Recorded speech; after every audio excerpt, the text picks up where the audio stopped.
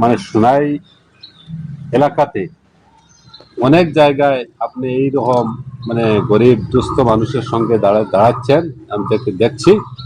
এবং আজকেও আপনি বাসকান্দিতে এসে টিন মানে দিচ্ছেন, সাহায্য করছেন এই বিধবা মহিলাগুলোকে।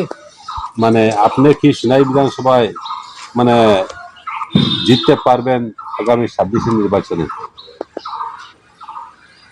আশাবাদী আমি জিতবো, আর জেতার সম্ভাবনা প্রবল।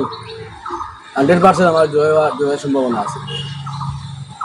এবং এখানে আপনার সঙ্গে কংগ্রেসের প্রার্থী রয়েছেন এবং মানে বর্তমান বিধায়ক এই এজিপির থেকে রয়েছেন, ওদের নিয়ে আপনার কোনো মতামত আছে কি? কংগ্রেস আপনারা দেখছেন ডেইলি রোজ রোজ কংগ্রেস থাকি সোনাই সমষ্টি হইন বা অন্য সমষ্টি তো আছে, সোনাই সমষ্টি রোজ দেখা যায় কংগ্রেস ত্যাগ কতরা। কংগ্রেসের অবস্থা মানে পৌর ভাষায় কই যে কমল বাসিল রুম খালি। কংগ্রেসের মোটামুটি অস্তিত্ব নাই সোনাই, নাই না থাকার কারণে লোক যায়নি। এখন কংগ্রেসের টিকিট পাইছই, তাই আগেও কইছেন কংগ্রেস হইল অসল লুট। কংগ্রেস অসল লুট, কংগ্রেসের অবস্থা দুরবস্থা তাই নিজে কইছেন। তাই 30 বছর কংগ্রেসের বিরোধিতা করছেন, আর এর প্রতিফল এবার ফলবো।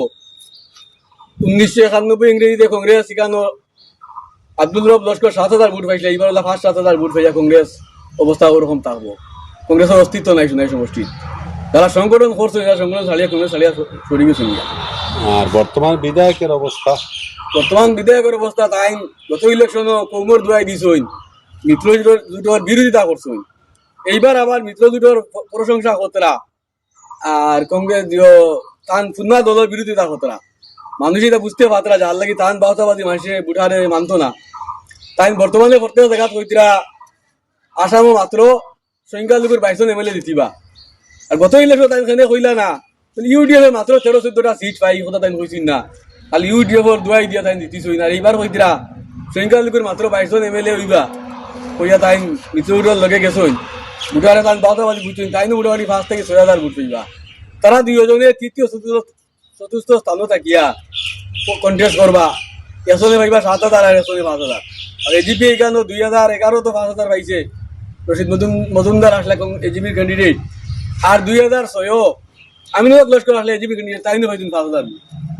যার লাগে এজিপির 5,000 আর কংগ্রেস হইবে 7,000। ওরকম তারা 5-7,000 মধ্যে কন্টেস্ট করবার। আমার প্রতিদ্বন্দ্বিতা হইব বিক্ষুত কংগ্রেসের কোন নির্দল ক্যান্ডিডেটের লগে, তাও আমি জিতিম, এটা আশাবাদী।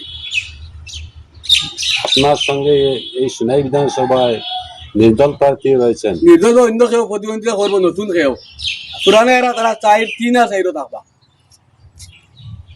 ধন্যবাদ মিনার ভাই।